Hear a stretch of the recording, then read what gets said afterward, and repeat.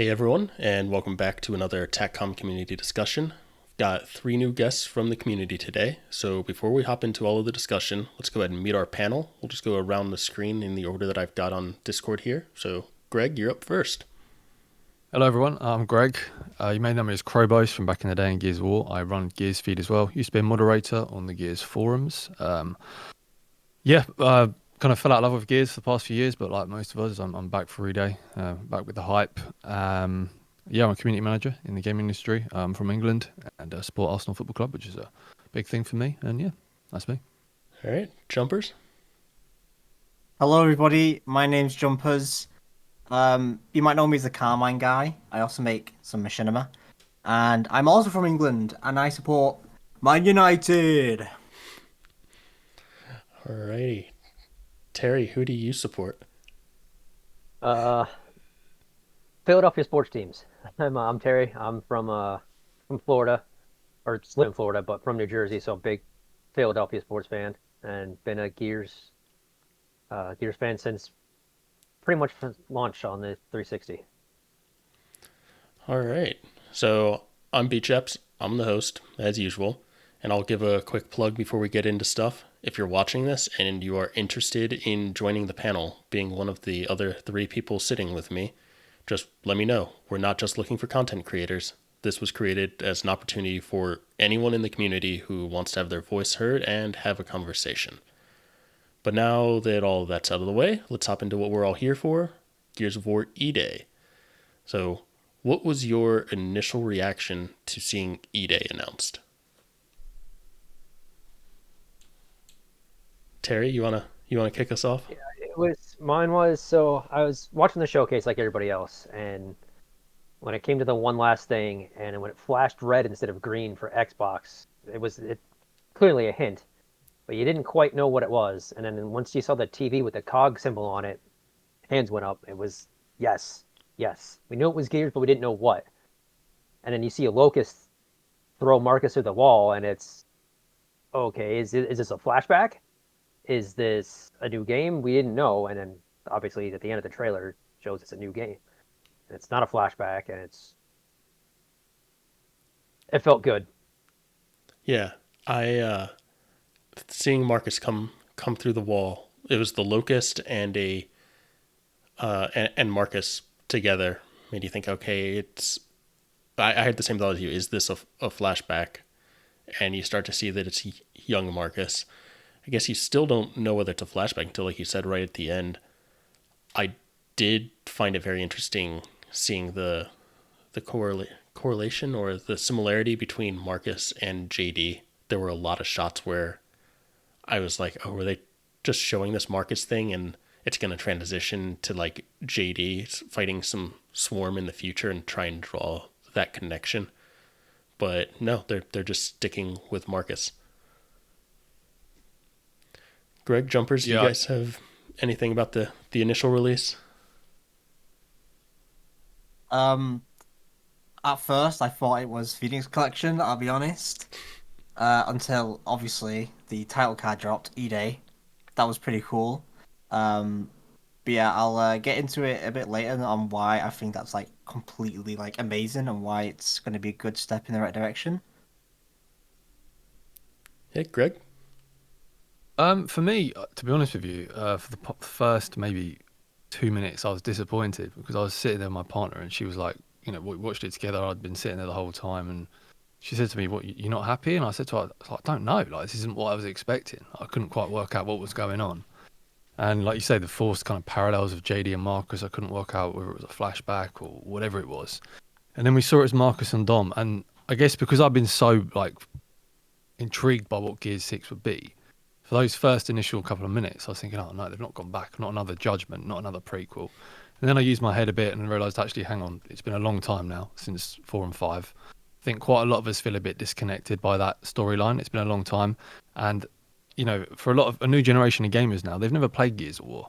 And they've missed out on 1 to 3. So I think it's a great way of capturing a new player base and also kind of, re-engaging us as existing fans who might have felt a bit out of love with 4 and 5, maybe a bit indifferent to some of the characters. Good, we'll get into that, but good games. But yeah, initially I was disappointed, but then I kind of used my head a bit and really like looked at the rationale, like why have they gone back? And then to me, yeah, it made perfect sense. And we've never had EDA, and I think it is. It's an intriguing storyline. Yeah, I think it's interesting how they jumped back. Gears 4 and 5 were sort of a new story, and they were kind of advertising that as like, hey, you don't need to have played the original games. These continue after them, but it's its own story. You can start your journey here at 4 and 5. But when you have that title like Gears of War 4 or Gears of War 5, it's going to be harder for some new player to jump in and feel like they're starting from the beginning and that they're not missing something big. With this, yeah, they are missing a lot of backstory, but they are starting chronologically like the first Gears game. So it may be a really good opportunity to bring in some fans and not have them feel like they are missing something. Way behind. Yeah. And I do think it puts them in a more difficult position, I guess, like long term for Gears 6 in terms of, okay, like how do you return to that after E-Day? Because it would have been even longer, but I'm sure that they'll have that all figured out. But yeah, going to E-Day, I think it's a good thing. I do think I know there's been a lot of hype and speculation over this Marcus Phoenix collection that remasters 1 to 3. I do think with E-Day, there'll be even more of a reason to do it now. And especially as they apparently want to bring some games to PlayStation. We don't know if that's going to be Gears of War. I doubt it at the moment. But I do think once we have E-Day, if they do decide to go back to 6, and I know it's a lot of work and it's easy to say, oh, make a load of remasters. We know that takes a lot of time, a lot of development work. But I do think if they are going to go E-Day route, it does, give more sort of credence to the idea that, okay, here's E-Day and then here's 1 to 3 remastered. Because I don't know about you, but I've not played these games in a while and there's so much I've forgotten. I saw a clip of Gears 2 the other day that just come on Twitter because everyone's all hyped up and there's loads of flashback content and I've forgotten quite a lot of stuff. I'll be honest with you, like parts of the story, and I think God, I need to play these back. But I'd love that if that was a remastered version and we got to do that with fresh visuals like we had with Ultimate Edition. And they wouldn't even need to remaster Ultimate Edition really. It'd probably just be 2 and 3, and they just kind of package that in. So did you think we would get a Phoenix collection? I didn't. I thought it was a pipe dream, but I thought we were going to get a Gears 6. I was completely blindsided by this prequel. I think many of us were. So I thought we've all wanted it, but I don't think we're going to get it. How many GearsFeed tweets do you have lined up ready to go on Gears 6? You know what? I actually didn't have many at all because I genuinely thought I'd lost my passion. Like after 4 and 5, I thought, I looking back, I threw away a load of like Gears swag that I had because I just thought I thought, am I getting old or am I just kind of disconnected with the franchise? And then, yeah, I wasn't planning on posting much on the feed. And then I just, I watched that E-Day trailer and I was like, it just got me more. I think in retrospect, I'm more excited for it than I would have been a Gears 6. Yeah. Because it goes back to its roots. So Jumpers, you mentioned that you were, you thought it may have been a collection. Terry, what about you? Were you expecting a collection? I was expecting, honestly, I was expecting 6, and I was hoping for a collection. And I think it was the day after, Neon Velocity actually sent me a DM and was like, hey, how you feeling after the trailer? And the way I summed it up to him was something that I didn't know I needed. Yeah. I think that probably resonates with a lot of Gears fans. Yeah. Pretty much, yeah. It's a good way of putting it. So I guess we talked a little bit about the Phoenix collection there. I still question whether or not that's actually going to happen. If Gears goes to PlayStation, which I kind of doubt, but if it does, I see a Phoenix collection being a reasonable thing. But why else go to E-Day? Why not wrap up 6? Why did they go back? We touched on it's a fresh start for some new people who want to get into the series, but I guess why not finish 6 up first before that? Why was now the right time to do that? Well, they came out and said that 4 and 5 were like the story of people, the vision of the people who no longer work at TC. So it's like almost a whole new team. So they're trying to figure out how they want to wrap up somebody else's story while not letting the franchise die. It is interesting. Like, one, I wonder how much of the team at TC is still the Gears 4 and Gears 5 team and how much turnover there has been. It from visibility roles, it like leadership roles, it seems like there has been a lot of turnover. But like I wonder how much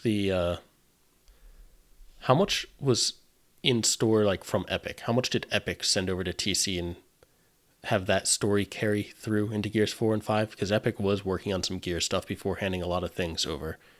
So how much of it was truly TC's vision versus Epic's vision, and then also the writer that they brought in to do 4 and the writers for 5?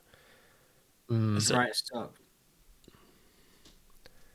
Yeah. Cliff said, didn't he, that he laid out quite a bit of the groundwork in an interview the other day for what Gears 4 would look like, and I'm not sure how much of that they used. And then what's interesting is that in the Gears 5 marketing campaign, it sounds like Rod had a lot of creative direction over what happened. He apparently, in the interview, he said, look, JD or Dale, one of them's going at the end of this. And he said people weren't too happy about that, right? So this guy's obviously had heavy influence. Of course he would. He was at the top. But I think, look, I know people, like the Gears studio, right? As Gears fans, we think, why would anyone want to leave, right? You know, it's the dream job for a lot of people. But in gaming, like I work in it, there is quite a lot of high turnover. You know, people don't normally last or stay in a job for more than 4 or 5 years usually. Like usually people bounce to new things. So I do think a lot of the people will be different there. And I don't necessarily think they might not agree with the vision that the original team at the Coalition built. But I think after a period of time, remember we had COVID as well. There's a lot of downtime. There's a lot of time at the office. They're probably thinking, right, 4 and 5 weren't as well. Probably, I think they were financial successes, weren't they? But I suppose even like a ton of a community success. I don't think we view them in the same way. And maybe this was just the right time to go back. I think they might have been a bit burnt out from the 4 and 5 storyline. There's a lot more. There's so much lore. There's so much depth to the story. And I think, you know what, another good point is having Sid on board, Parasidian, the lore guy. I mean, that you've got a wealth of knowledge there, like in terms of lore and the attention to detail that they wouldn't have had before. I mean, I remember when I originally went to studio, when Sid came as like part of the moderation team, what we were doing back then, and people at the staff were saying, "Oh, mate, I still look at some of the stuff you've written on GearsPedia now to help me out." Like, you know, having Sid there, I think, I'm not saying that would have been a major factor in the decision, but they can go back with people like him, and they know, and you know, they know every little facet and crevice of Gears. So, I think that's definitely a point. I think the point you made. Oh, go ahead. No, I was just saying. I think the pressure is on Microsoft as well. We know where they are in the industry at the moment. You know, all the stuff that's going on with Xbox Game Pass, numbers are plateauing a bit. They can't seem to get Game Pass above about 33 million subscribers. There's a lot of pressure. I think they need franchises. They've done it with Fable. They're doing it with Gears. I think they're trying to go back to their roots of those, you know, early days of the 360, where the franchises were the strongest.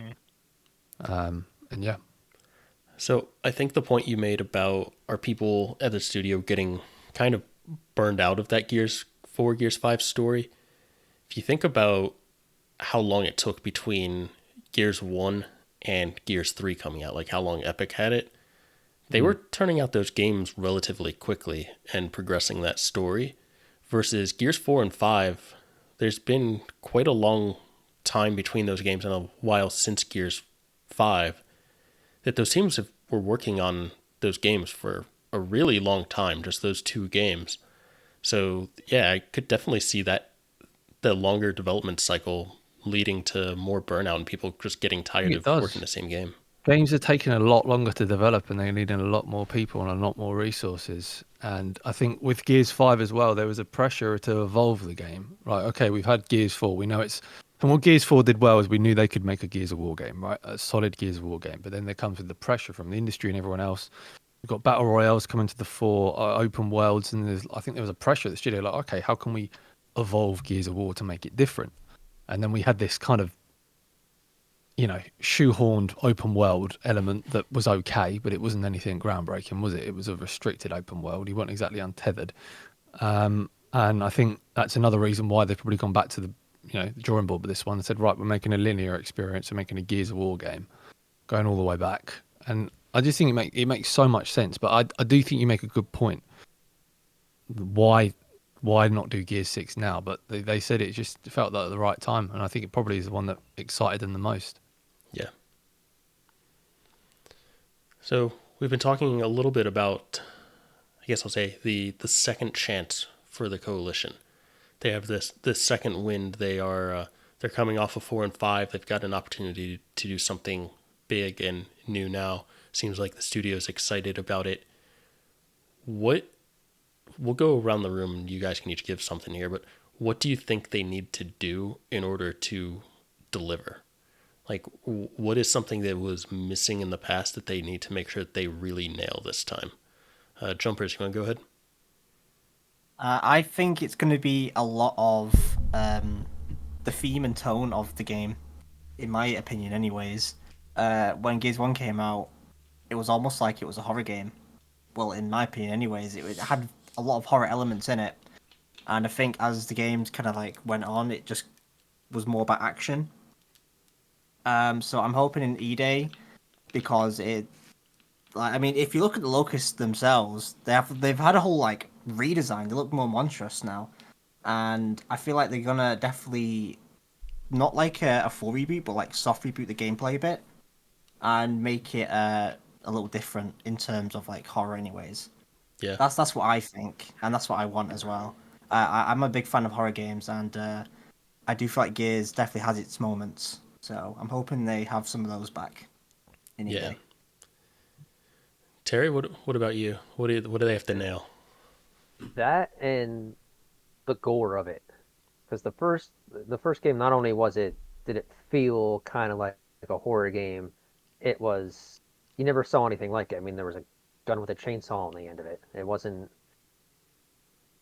It's more gory, more blood, more, which you obviously it's going to look a lot better now than it did in what, 2006, 2007, whatever year it was. That and just the darkness, and because we know it's E-Day and we know a quarter of the population died that day, you know it's gonna be dark, and I think that'll help bring it back. Yeah. Greg, what about you? Yeah, I think, as the guys say, the aesthetics are a huge part of it. I think 4 and 5, they were quite bright, weren't they? There wasn't as that dark feeling to the game. There wasn't those horror elements to it. But I do have most of my confidence, and I don't really give much thought to it, is in the campaign. I think they'll smash it. I think they've always had very strong campaigns. I do. I think, right. We can talk about 4 and 5 a bit later, and how indifferent we felt to the characters. But they've got the characters. There's great stories there. The Locusts are the most compelling, and I think as long as they nail the horror elements, as these guys have said, and most important as well, the mystery to it, the intrigue. Like, I think that's where Gears is its strongest. Yeah. Going to New Hope and Gears 2, going down to the Hollow, those sort of things were so intriguing because it's a mystery that you had to uncover, and you learnt more about these beasts and monsters. So I think there's a lot they can do there, but I don't have any concern about that. For me, I think I fell out of love with the multiplayer experience quite a bit. I was quite a versus guy, and one thing I loved about the original Gears of War games was that learning curve, right? And I felt like it was just so dark, gritty. It was intimidating, those versus games, that experience with the Nasher. I feel like the wall bounce was more restricted back then as well, which I know there's quite a hot debate on, and I actually preferred that as well. I don't think it was so crazy, people zipping all around. And just the aesthetic, like the signatures when you get killed now, and all these like prints everywhere and stuff like that. I know a lot of other games have gone in that direction as well. Call of Duty, all the weird skins. I wanted them to go back to like a proper gritty Gears experience, and symmetrical maps as well, things like that. If you think about the maps that Gears 1 and especially 2 had, for all its flaws, Gears 2, the library of maps they had were incredible. Yeah. They were really solid maps. Every map pack, everything, it was absolutely brilliant. I think it's probably, in any game I've played, probably apart from COD 4 or something like that I've never known such a strong collection of maps. So I think they've really got to nail that. And I don't think that I don't want to get the competitive scene to, start a witch hunt on me. But I think a lot of Gears 4 and 5, it was like there was a real strong competitive focus, right? Can we make an esports mode and all that? I think you just focus on making a brilliant multiplayer experience, and then the esports stuff will come naturally. Yeah, that's always been my philosophy for it, is make a strong multiplayer and the people will come. Exactly. And it will form that competitive environment. I mean, sure, get input from the competitive people along the way if you want, but it that North Star, the thing that they got to shoot for, is just making a fun game. Yeah, and I know we people who keep saying that how are they going to evolve it, right? Like people saying that they're going to make a battle royale or they're going to make a more casual friendly mode. I don't think that would ever work. So I don't even know what that would look like. But I do think that I don't know if you played much of Gears Ultimate Edition, but I thought it was like a multiplayer experience that was a hell of a lot of fun, and that had a really strong community. Streams were always going on. There's competitions, community stuff, and that game never really got the support and updates it deserved because naturally it went on to 4 and 5. But when you're talking about what they can do different, I think there's really strong parallels here between Ultimate Edition and E-Day. Because Ultimate Edition felt like a fresh start, if you remember. We Yeah. had 3, we went off course with Judgment. We're all a bit like, this is an okay game, but they're losing it a bit. We thought Gears was dead for a while. And then again here, we had 4 and 5. 5, I think a lot of us lost interest in Gears. I certainly did. Felt a bit indifferent, and now we're going back to the roots. So it's not a new team, but we feel like it's a new team, don't we, in a way? There's just really strong parallels there. It feels like another chance, like we're going again. Like this is a new era for Gears. They've said they're not abandoning the story, so now we've got hope, and we all know that Gears is going to be around for a long time. I think it was a little bit tentative for a while in that period where we had that downtime and they went dark for a while. There was rumours that they're working on other IPs. We know they were helping out with other games like Perfect Dark, whatever, with the Unreal Engine. So, yeah, I think there's a lot of hope again. So it feels very much like that 2015 period to me. Yeah, I think the biggest things for them to nail, in my opinion, are, I guess one of them is just putting out a solid, polished game that doesn't launch with the amount of bugs that 4 and 5 Yeah, I forgot about that. had. But not just bugs, but a solid like user experience of, there's a lot of things like the UI and the menu in Gears 4 and 5 seemed like they put all this effort into the gameplay, and then the menu and UI and navigation and stuff was just sort of an afterthought. It's a lot of those little things that are just making the game less enjoyable. But then also, to make the game more enjoyable, or they need to do something to make the game more enjoyable other than rewards and grinding to get rewards. People need a purpose to keep playing the campaign is great and all, but the multiplayer and PvE are what spawn the longevity of the game and keep the game going. And right now, it seems like they put all of their effort into unlocks and skins and getting coins and just a grind to get these unlocks, rather than doing something that's fun, that makes people want to play without having that sort of carrot as the skins that they go after. The store needs to go, in my opinion. I hate it. Yeah, I don't think the stores are going, not in the modern world. I don't think it's going either, and it kind of hits on something that you said, Greg. The dark grittiness. Actually, all of you kind of hit on it. The sort of character and the aesthetic of the game.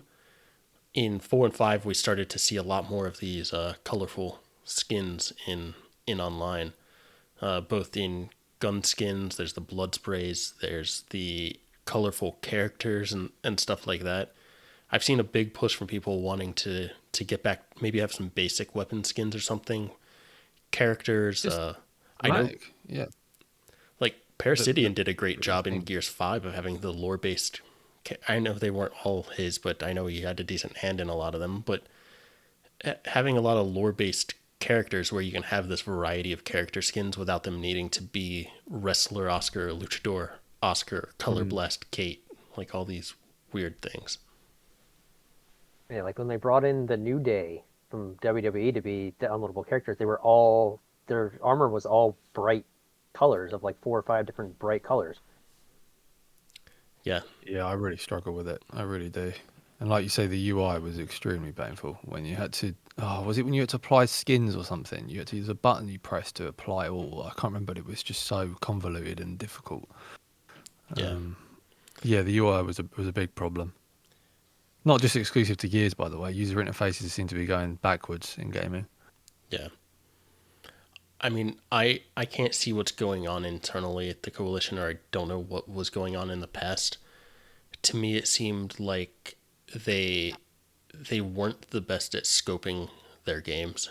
If you look at their promise in Gears 4 of 2 multiplayer maps per month or something for the first year, Oh, I remember that. Yeah. they struggled to deliver on that. It's like they didn't realize the scope of what that actually was. There was the map builder in Gears 5 that never ended up coming out Oh for yeah. multiplayer, and Oh, no, no.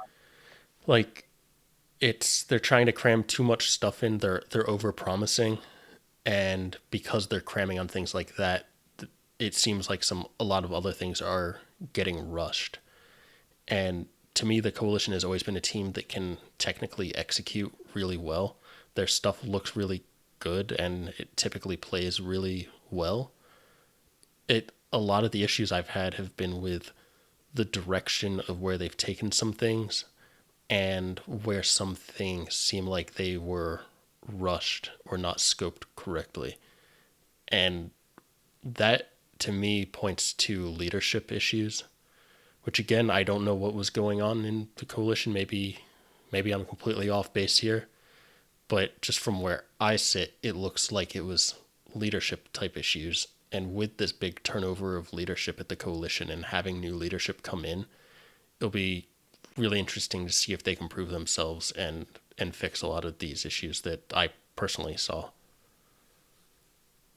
Yeah, definitely. Yeah, like you say, it's hard to point out, but it always seemed like there was something going on with Node Zero in the community, right? And there was something that was wrong, and then it got quite ugly towards the end. Like he was getting memed after live streams. Yeah. It was getting pretty brutal towards the end. There was a lot of animosity in the community towards the direction that he'd taken it or his team in versus and then the multiplayer experience. You had the store issues at the start as well with the pricing. I remember that being quite a big debate. But yeah, I don't think they need to overpromise this time. I'm not sure if there was this sort of psychological point from the marketing perspective. It was like, okay, how do we get people to stay this time? We promised 2 maps a month. We promised all this content, right? Because I think as Gears fans, we've always wondered why can't we be one of the big games like we were back on the Xbox 360. You look at the Xbox charts. I know the market wasn't as saturated, but Gears of War was always in that 4th spot. If Halo, Call of Duty, you'd have GTA 4. We've not managed to do that ever since, really. I mean, with 3 was probably the heyday too, but the Coalition's version of Gears of War, it's never really managed to kind of hold that large player base post launch, not in terms of other comparative titles. So I think Microsoft owning them probably hurts them to some degree. They made a big deal about hitting all their metrics and stuff when Gears 5 launched, and how it was downloaded by X number of people, and it's the most played Gears game ever, and it's really selling that whole Game Pass type thing, which Game Pass is great, but when their metrics are, it seems like their metrics are sort of set by Microsoft and their targets, but it doesn't really translate into happy fans and longevity of the game, which with Epic being the independent studio, I think Epic sort of had that advantage where, yeah, they probably had to meet some targets for Microsoft, but in the end, it was their game, and they could set a lot of the internal metrics that they wanted. Yeah, I think as well. How many of those people that downloaded it off Game Pass played the campaign and then never touched it again? Yeah. Or with Gears 5's case, played the campaign, got game crashing issues in the first chapter, and then never finished the campaign and never touched it again. Gears 5 had a few tech tests as well, didn't it? It was quite a surprise how bad it was at launch. Yeah, I mean, a tech test is never going to live up to launch. I just got tired of it, and I was been a fan from the start, and I just didn't go back to it. Yeah, a lot of people left. I played it. Yeah, I think a lot of people did, but it's interesting. Like from the average, all right, let's say I don't know, 89% of people they play Gears for campaign, right? So for some of them, they're going to play E-Day, really enjoy it, call it a success, and then put it down. They won't go back, right? Right. So I guess it's what's important is like, okay, the perspective of the actual, the core fans who stay, who play Versus, who play Horde, who play whatever new other mode they're going to bring. So I'm sure there's going to be new things. The community that plays this game all year round. I think that's going to be how we define it as a success or not. Is it, well, will they actually keep us around? Will we want to go back? Because a lot of us didn't after 5. And 4, yeah, I think 4 was okay. But it used to be that they would sell the game, they'd make their money off of it, and maybe sell some DLC or something to help keep people coming back. But really, they made the bulk of their money up front. Versus in today's market with Game Pass and stuff, that all their money is coming from microtransactions and the longevity of the game. All the people who download the game on Game Pass, play the campaign, and then move on. The Coalition and Microsoft are not getting their money's worth out of those people. So That's true. as much as I love the campaign, it seems like they've acknowledged this. They really do need to shift towards that, supporting a long-term game. Yeah, definitely. But, things are looking a lot better for them after that showcase. I'm not sure if it'll do anything to move the needle, but, 2025, you've got Fable coming to Game Pass. You've got Black Ops 6 coming this year. We don't know when Gears E-Day will release. I mean, I know we're speculating, but and it's also the year of Grand Theft Auto, which is probably going to bring console sales on both sides through the roof, you'd expect. So that's good for the whole industry. Yeah, because GTA is 2025 and Fable's 2025. So, and then there was that rumor that Gears was, but I'm not sure if it will be. I mean, there's no way that Gears is launching fall 2025. With what else is launching in that time period, it's going to get demolished. So I guess that's why what Tom Warren said is a bit interesting, the fact that they planned it before Fable. And Fable was rumored to be in November. Yeah. So they can do a mid-year release if they want. I mean, I don't know. Like, it seems so soon. I don't know. I know we've waited for such a long time now, but as people have pointed out in the past, the Coalition have always released a year and a half after announcing. Well, a year and a half would be fall. It'd be that would be fall, yeah, unless it was before. But we don't know how far along they've been developing this. But what was it? 3 years ago, they announced that they were moving on to Unreal Engine 5. Yeah, I don't remember. So that was 2021. And, I guess you've had all the pre-production before then, set out the look of the game. COVID probably slowed them down a bit, but COVID would have slowed them down, yeah. But if they did move over in 2021, I think that was when the bulk of COVID was, the worst of it was out of the way. That really bad period was like sort of 2020 spring, wasn't it? Through to like 2021. Not sure what it was like in Canada. When do you think it's coming out? I would love it to be 2025, and if they keep with their track record of when they do release it, but they can't do it then. It's going to be there's too much coming out, especially with GTA. That's gonna demolish anything that comes out within a 2 or 3 month span of GTA. It's just gonna annihilate everything. Yeah. So either it's got to be earlier 2025 or maybe even spring 26. Yeah, I was thinking 26. I saw some people say, they didn't say this year and they didn't say 2025 in the press conference, and a lot of the times they put those, like, if they didn't say a date, it's probably because it's not this year or next year. They could also just not want to commit to anything right now, which is perfectly fine.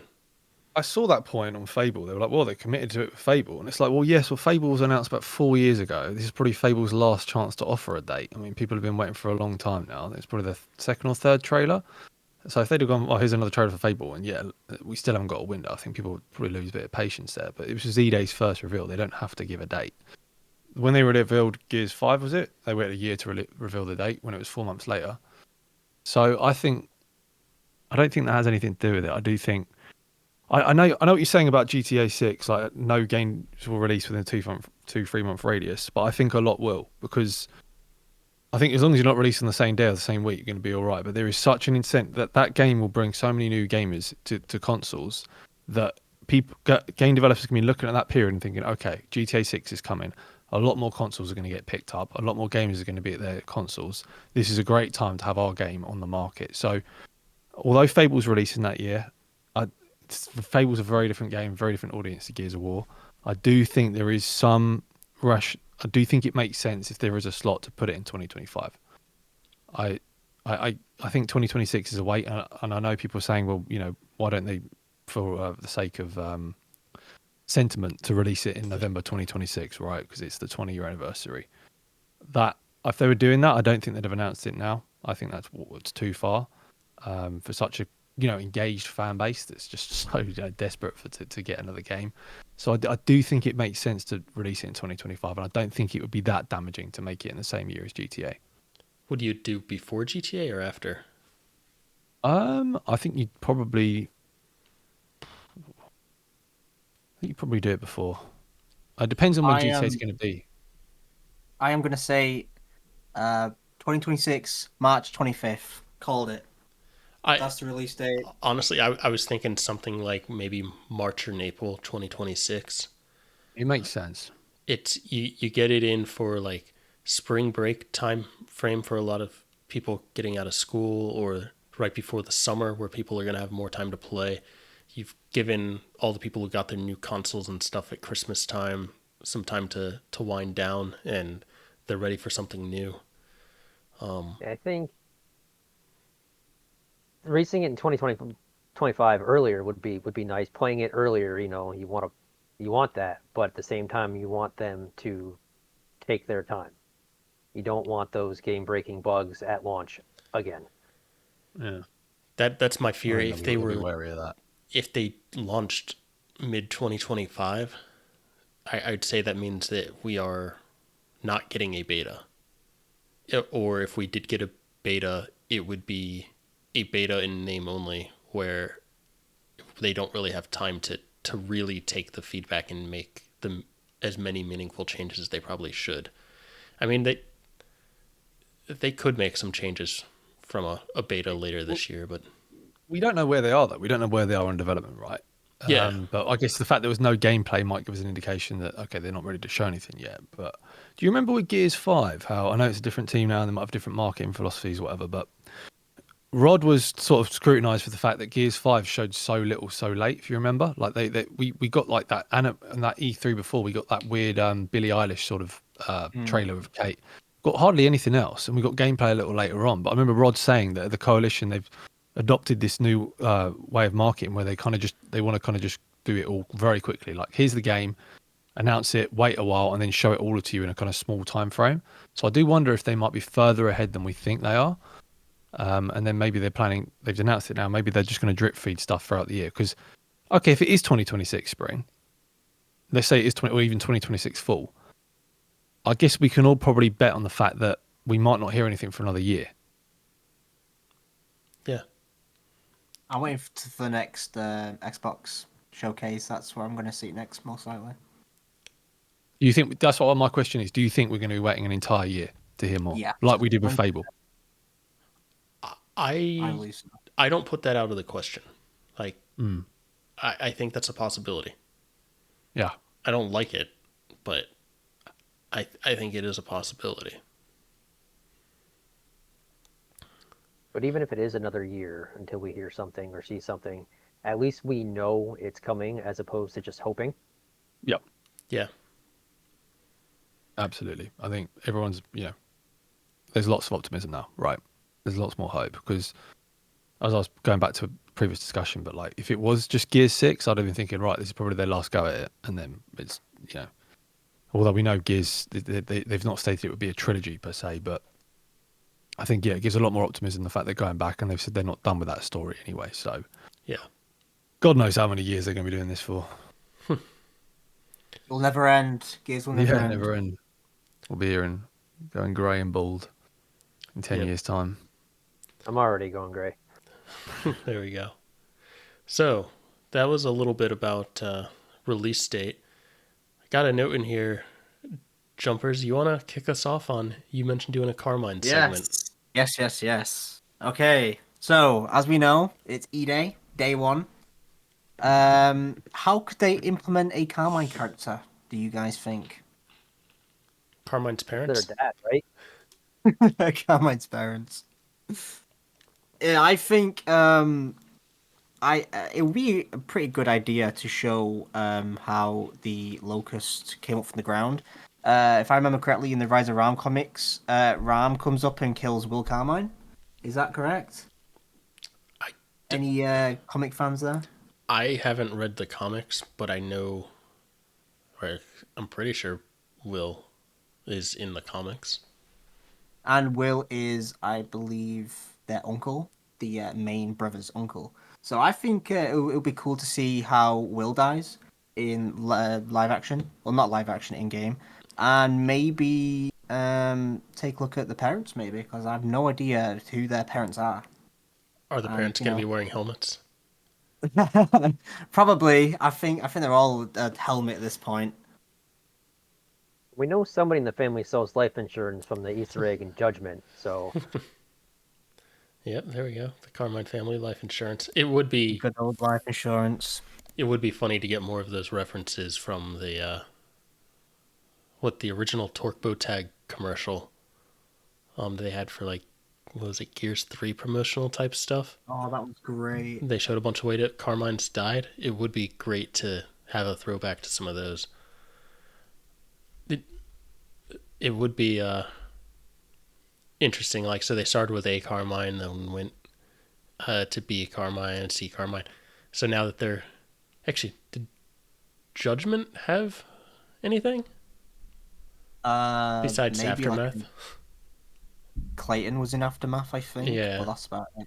yeah, I think other than in the first or second chapter when you walk by the life insurance building, I don't think there was anything else Carmine in there. Yeah, because I was thinking, like, all right, we're going back before Gears 1, we're going back before A, so do they start back at, like, Z and start working their way back down from the alphabet? Which means, William would be in a pretty good spot to be back there. XYZ Carmines. You know, like Xavier Carmine. Yeah. That'd be cool. They gotta keep the Carmine spirits up. We can't let them kill them all off.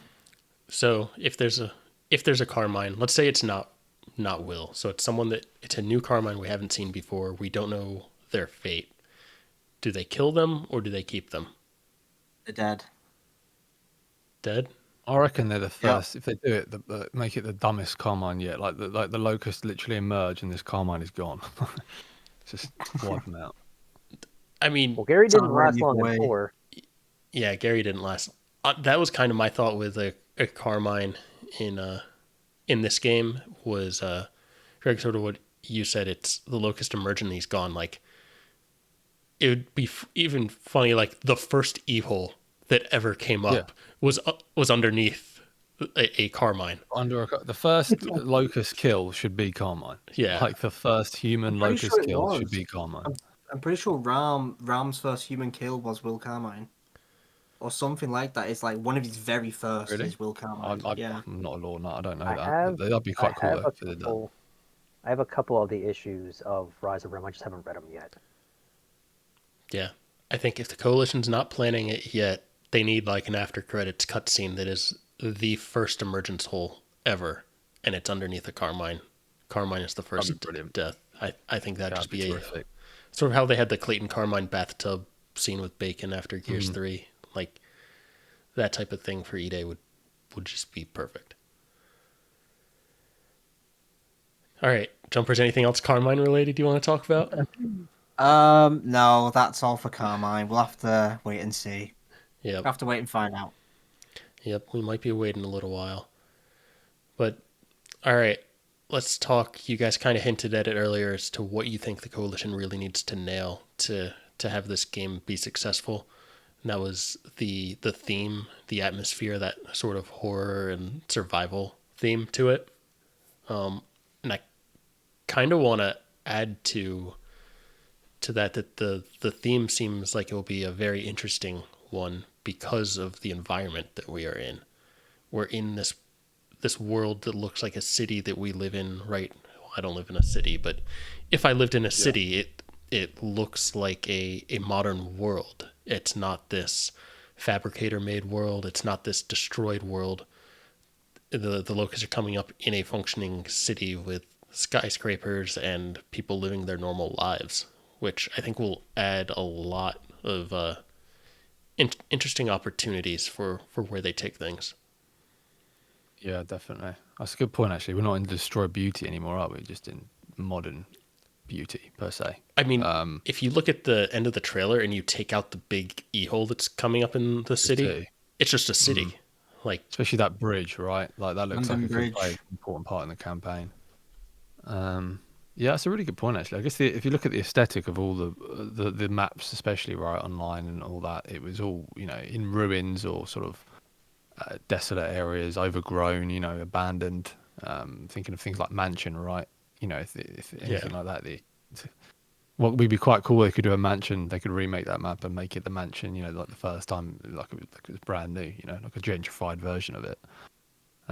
So yeah, I think the aesthetics. That's a really good point. But I think we're going to see a lot more things up in flames. A lot more. I think it's going to be a lot more a war aesthetic rather than like a post-war aesthetic. It's going to be like this Mm. is So you're going to. I think you're going to as we go through the campaign, you're going to experience it before and an after. You're going to see how it got to that state. Like Gears 2 going through the like flaming Yeah. buildings and stuff like that. I think so. Yeah, I think and I know this sounds quite not sadistic, but I want to see it from more of like a child's perspective, like the horror of like, okay, this wasn't just killing giant, muscly blokes, right? This is ruining families, destroying lives. These things are, callous, evil things that just, completely ruin lives. So I think that'd be cool just to see. I'm not saying I want to see kids killed, but you know what I mean. I want to see the brutality of it and what it does to families as well. Like, because I think they are going for that, right, with the redesigned drone. And what I think was really compelling is that's just the drone, right? What they're going to do with the Cantus or Therons or whatever it may be, right? How are they going to come into play? What are they going to look like? How are they And I going know to? they said they're going to look at new enemies as well. So I mentioned this in the last video I did, but how do you think they're going to handle Cantus and Therons from a lore perspective? Being it seemed like the Cantus was first seen in Gears 2, and the That's true. Theron Dom sort of commented on them, I think, as being sort of new to them in Gears Mm. 1. Is that something you I think guess gets it'd be a retconned? species of locust that would probably die out by the time we get to Gears 1 in that case, or a version of like the Theron or something that they've, maybe the Theron could be an New upgraded version of classes. something else, or more more of a I don't know, like a nascent sort of rudimentary primitive version of those. But this is what I said to you at the start. Why one reason I'd want to remaster the Gears 1 to 3 or whatever. I've forgotten so much. I've not played those in so long that I'd love to go back to those games and revisit and just you know rekindle that knowledge. Yeah. What about Uh, how are they going to handle? You mentioned how the drones are this more nightmarish creature. Mm. Seems stronger, more in line with how they were originally envisioned. How is that going to affect gameplay? They mentioned that they don't want them to be cannon fodder anymore. Well, like I said before, it, I feel like it might be like the softest reboot known to mankind, right? I feel like they're gonna play it a bit differently gameplay wise. I'm not too sure on how yet, but I don't feel like it's just gonna be like Gears 1 to 5, right? Where it's just like cover based. I feel like there's gonna be a lot more elements to it, and I mean, like you said, they said that themselves. They want a more nightmarish kind of like vibe to them, you know. So I don't feel like it's going to be as action based, but obviously there will be action in there. I also feel like it's a very good chance to retell the story, if that makes sense. Not to disregard Gears 1 to 3, but like this is going to be a lot of people's new, like first Gears game, right?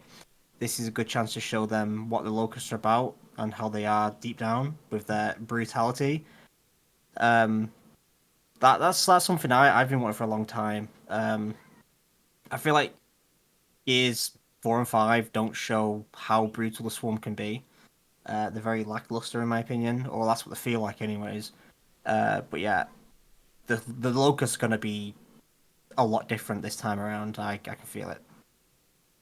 There's going to be hand-to-hand combat for sure. I think the trailer hinted at that. Much more Yeah. hand-to-hand combat. I think they've not got the chainsaw at the start.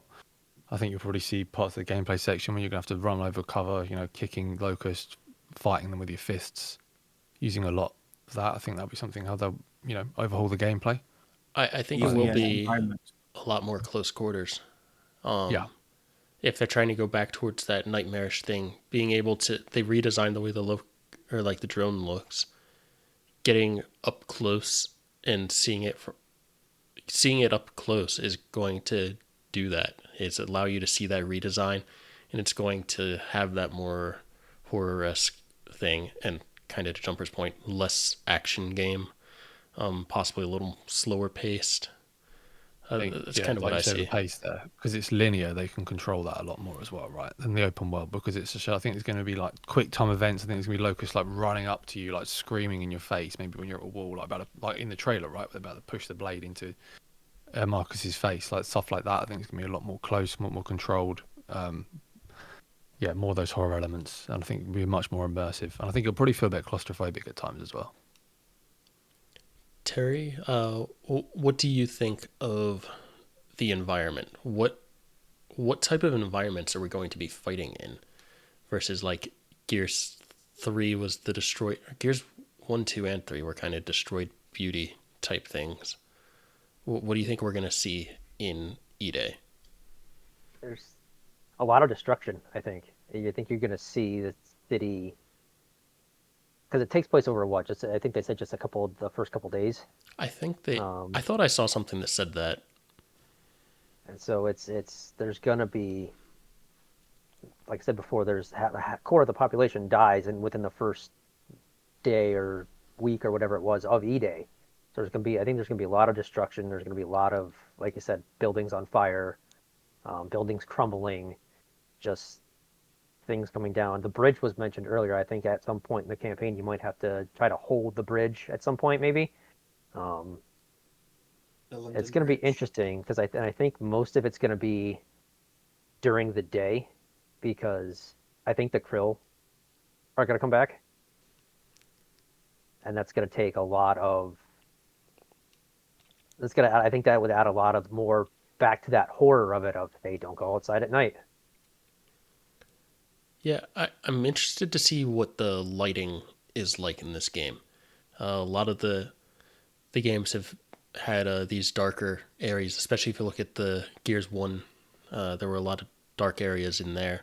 But if this really is an active, booming city that's just starting to get sunk, are the power grids going to be out, or are we going to be in like these cool lit areas that are currently being destroyed?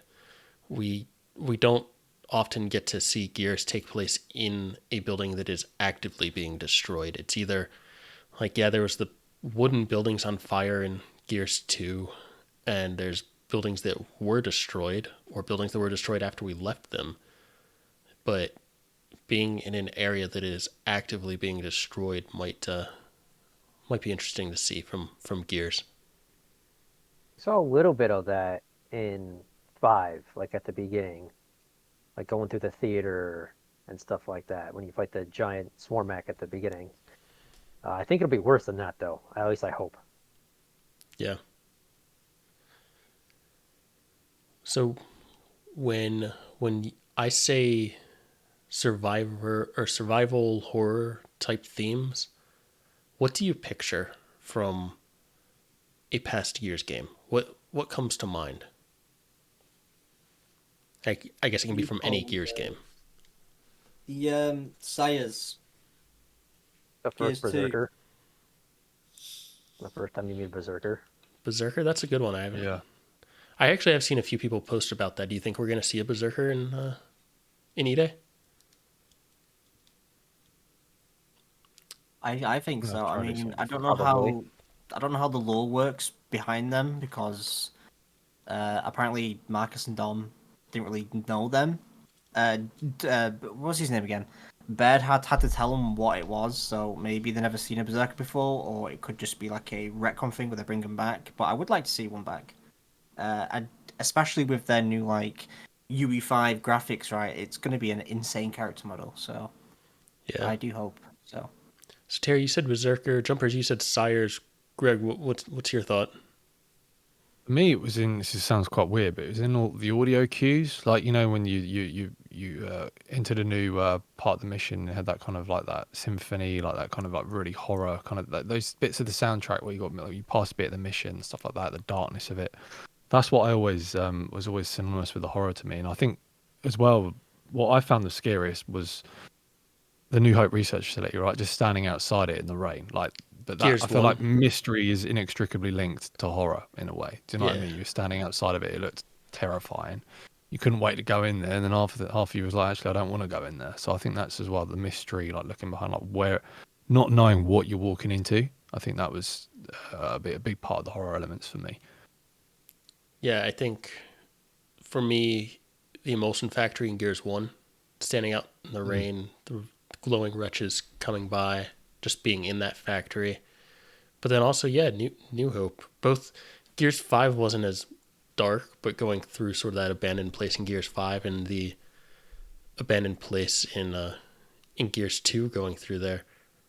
I think those could be, if we're back at the beginning of E-Day, are we going to get environments like that?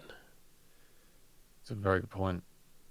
There must be I don't think we're just going to be going through a city getting torn up the entire time. I think there'll be layers to it and different experiences within it. But I'm hoping that they just, I don't know, they concoct something that's like an area that's like we didn't know about or haven't been to before. That's just full of horrors and mystery. Because I think when you're walking into an environment, you're thinking to yourself, and like you did in those games, even in Gears 5, or was it Gears 5? Was it Act 2 where it's like that red sand, kind of like a desert? That's 3. free.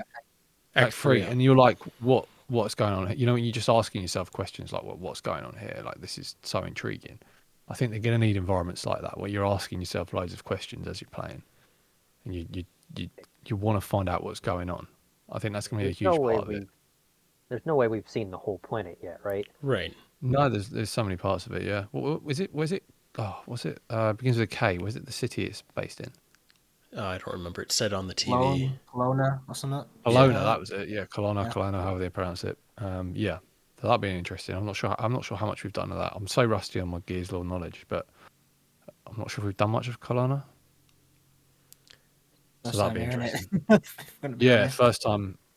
Yeah, I don't There's think we've probably ever some been there. Gears Do you think bookworms that will know more about that than I do, but I'm sure some of the books have gone there, but I don't think any of the games have.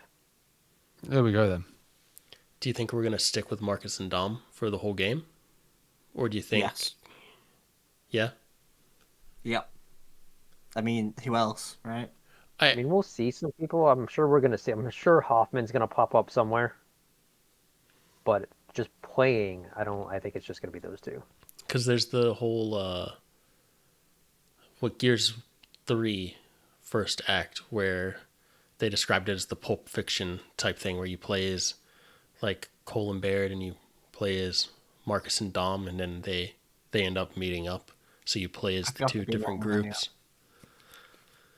Yeah, I don't know. It depends on what kind of characters they bring into it, right? And how they will introduce them and build that depth to that character and a story behind them. Maybe playing with them at a different point or going back to the time with Carlos Dom's, was it Carlos Dom's brother?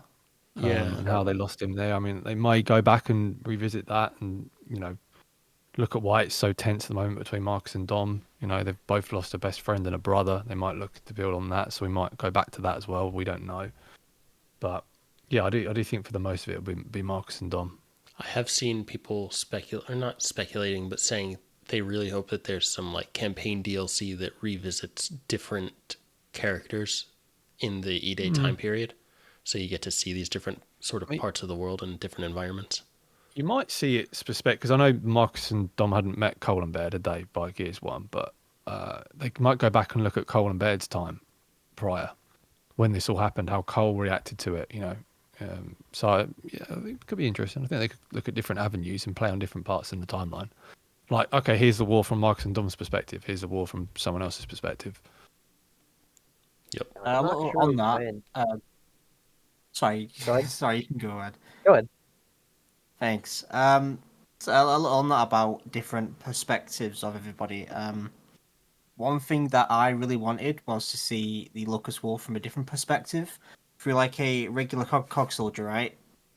I feel like with E-Day, this is like Marcus's first rodeo with the Locust. I feel like it isn't just going to be hack and slash; it's going to be a lot more struggle, and that's also a big element on the whole horror, survival, desperation aspect of it. Yeah, sorry, it's just something I wanted to add. No, it was one of the things we don't know. I don't know if it's ever touched on in any of the books of how long it took Cole to enlist after E-Day to become a soldier. So that would be something to see. Is definitely Cole's perspective would be interesting because I feel like Baird was already either working. Wasn't he a mechanic or something for the cog before E-Day? I I know I'll get this wrong, but I thought Barrett had worked for the COG for quite a while, um, as like a scientist type person. Mm. Um, but yeah, I mean, seeing a lot of those stories, when I saw someone post something along those lines of, I'd love to see Barrett or Cole's story flash back to that during E-Day and see how they react. Personally, I feel like that'd be better left for a book or a novel where they can get more into the character's head and give more context to things rather than playing that out in the game. Just because the games are typically more action and less drama, I'll say, or you don't really get in their head quite as much in the game. It's a pretty like emotional and big time period for them, and I don't know if just touching on it quickly in the game would really do it justice. Yeah, I feel like Cole would be going through a lot. So if he's just playing thrash ball on E-Day, he's probably like everybody else, just running for his life. Yeah. True. Let's see. So, was there any? I think those were like the major topics I had for this discussion. I don't have my notes up with any of the subtopics, but were there any things you wanted to circle back on? Any of you? I think I've covered what I want to cover. Yeah, not really. What about some of the features or some of the modes that we might want to see bring back, or new modes entirely, like a lot more PvE this time, maybe? Yeah, I'll say that there was speculation that there's not going to be a PvP. That hasn't. It's not like fully official, but it's basically been shot down. There are some articles saying we want to be clear. This is a mainline Gears game. Mm. People know what they should expect from mainline Gears game. Basically, saying there's going to be a campaign, some level of PvE, and a versus multiplayer. I don't know, Jumpers. Do you want to focus on one, either PvP or PvE? We can hit on both, but was there one you wanted to start with? Um. Well, I mean, to begin with, the two modes I want back is Wingman. God tier mode, honestly, Wingman's the go. And I would love to see either Overrun or, and I know this isn't PvP, but Beast mode or some sort of like Beast mode. I think like they would be really nice to bring back for me, anyways. I feel like anyone would want Beast mode, anyways, but like, PvP wise, Wingman is something I want back. Just What because I've not seen it in such a long time. what could they do to Beast mode? Because I agree that Beast mode would be really cool with if they're redoing all these locusts and stuff. Um, and it's focused around the locust. A return to the locust would be a really cool thing to have a Beast mode for. But it was not played very much because the replay value was so low on Beast mode. What could They they could do? change the formula up a little bit. So instead of just like lane siege on like some like bases setup, it could be more like a bigger scale mode where you siege actual places, like a vaulted down like bank or something, and you gotta like play as these different locust characters to like break down barriers and intercept the heroes and such. So I'd say just like scale up a bit, maybe add some actual objectives in there instead of just taking down all the heroes. They might have to like take out the generator or something, or take down the barricades, take down a leader or something. Just like spice up a little bit, but keep it to how beast mode was, in my opinion, anyways. Let's see. Terry, Greg, do you guys have any thoughts on what they could do to a beast mode? I did not play beast mode. I didn't find it compelling at all. I'm not a I feel PvP guy, like campaign PvP. Horde I found quite fun at the start on Gears 2, but I'm a Guardian execution kind of guy. Like those are the games. Those are I the was modes that always, I found most interesting. I was always I enjoy sometimes playing PvP, but I'm terrible at it. So I mainly stayed to Horde and Beast. I'm going through Beast now because I'm trying to get seriously 3.0 again for some reason. Um, so I've been playing Beast a lot the last few days. It does get boring. It's really repetitive, and it's really I'm not sure what they could do to try to combat that if they were to bring it back. But it's they got to do something to it if they do bring it back because it's just way too repetitive. Yeah. I honestly think the best thing they could do is what they did in Judgment, make it overrun. It it changes it from PvE to PvP, but I think that it's the best thing they could do. I don't see a way they can make it non-repetitive in a PvE environment. But I'm not a game developer. I would love for the Coalition to prove me wrong on that one.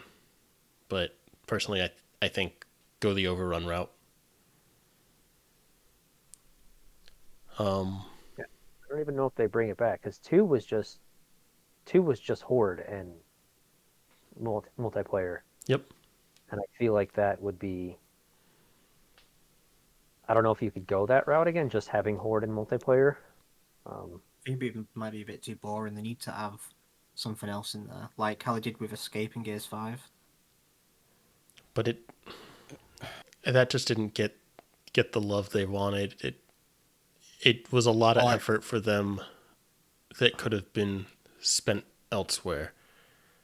You touched on this with what you were saying about offering two maps, over promising on that, being in too many places at once. I think what's most important for this is they find 3 or 4 pillars, the campaign, the verses, and Horde, whatever it may be, and just focus on that and make those the most clean, polished experiences they can be. Because I did feel like they were in too many places at once with 5. And the beast mode in the past, wherever it was, I think they need to find a clear identifiable goals. Like, right, we're going to focus on these things and make them the best we can be. I think that is the best way to do it. Yeah. there That's a wasn't good point. there wasn't anything else in four, was there? It was just Horde multiplayer and the story. And then is it And Escape and the Forge? four was the 4 think was it I was, can't nothing. It was remember. just yeah, it was multiplayer and just Horde. those. And Might have been Horde. The my big favorite thing, version of Horde is four. I think that's the top of Horde for me. yeah. And I think the big thing with Horde and 4 is that it was such a big change. Gears 5 was such a small change from 4 that it felt very much the same, and they kind of needed to bring in Escape to have something new, versus 4 was just such a big change from 3 that it did feel pretty fresh. I I would like to see them change something in Horde. I don't know what that would be. I've got a few ideas, but I don't know how much I would Maybe different enjoy some of the variation various of it. ideas. Yeah, but all right. You mentioned Wingman. Yeah, I I think Wingman would fit really well with this whole brotherhood theme, and it was a very enjoyable multiplayer mode. I I loved Wingman. they didn't have it in Gears or after Gears 4 or 3. 5. Yeah, after Gears 3 they got rid of it because I guess it wasn't populated enough. Didn't have it in 4 or 5. No, they never. No. They had Wow. like a special event that was sort of like Wingman, I Yeah, think. that surprises me. I thought it was a lot of fun. Yeah. I I guess I could go either way. I'd love to see it, especially even if it's just there's like a private match option. Yes. Leasing private games. Yeah, but I think Greg, you mentioned Guardian. I Mm, I think the game needs Guardian. needs it. some of those intense games of my memory when it was Gears 2 Guardian, especially when I think about that, was just brilliant. And the way the maps are designed as well, like, you know, you had on like Jacinto, right? We had those kind of two sides where you went up the stairs and then one Guardian would go one side, one Guardian the other. Like, if they design maps with those kind of gameplay themes in mind, I think that would be really good. Yeah. But yeah. Yeah, when I think of Guardian, Jacinto is one of the first maps that comes to mind. Yeah, of course, definitely. And you got Blood Drive as well. Remember that one? Like, you know, you just camping on both sides, symmetrical maps. Like, all right, how do we break them down? Like, that is core Gears to me.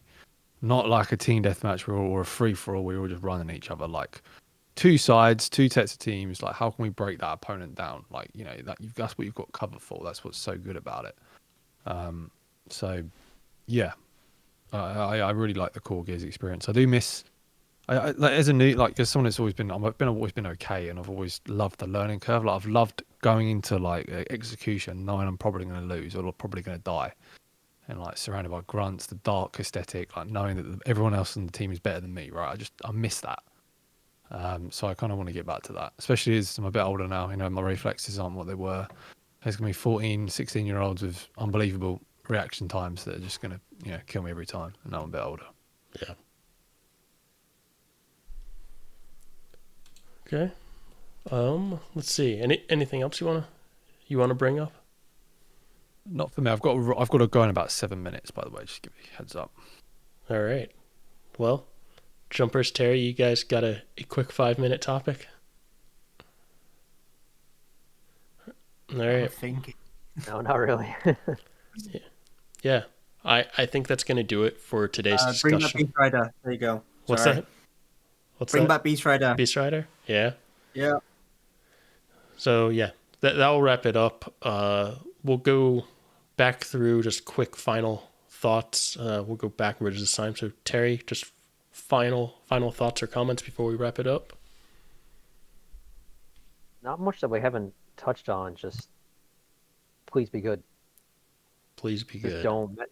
don't mess up this. Like we said, it's a second chance. So don't screw it up. Yep. Jumpers. I feel like if they go back to its core, whilst expanding on it, it could be a great game. Go back to the core. Don't mess it up. Greg, what do you got? I'm just optimistic. I think whatever this past week has shown is that there's still a lot of interest in it from Microsoft. There's lots of plans in the making, and I think it's probably, again, we go back 2014, 15. I think it's a very good time to be a Gears fan. I'm looking forward to whatever we see in the year ahead. Yeah, it's been fun I'm a Reddit moderator. It's been a little chaotic there, but between Reddit and Twitter, it's been a fun time to be a Gears fan right now. Absolutely, yeah. It's been long missed.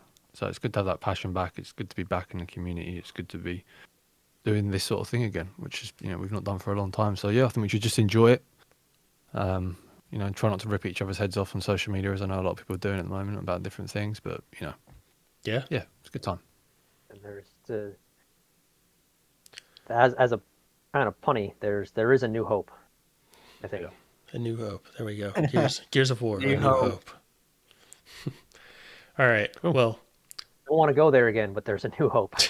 yeah. Thanks for having us on, by the way, man. Appreciate it. Yeah. Thanks to you guys for joining. I really enjoy having these kinds of discussions.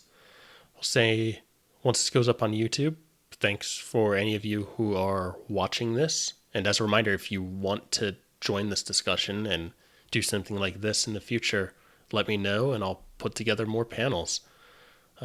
Thanks again, everyone, and we'll see you in the next one. See ya. See you later.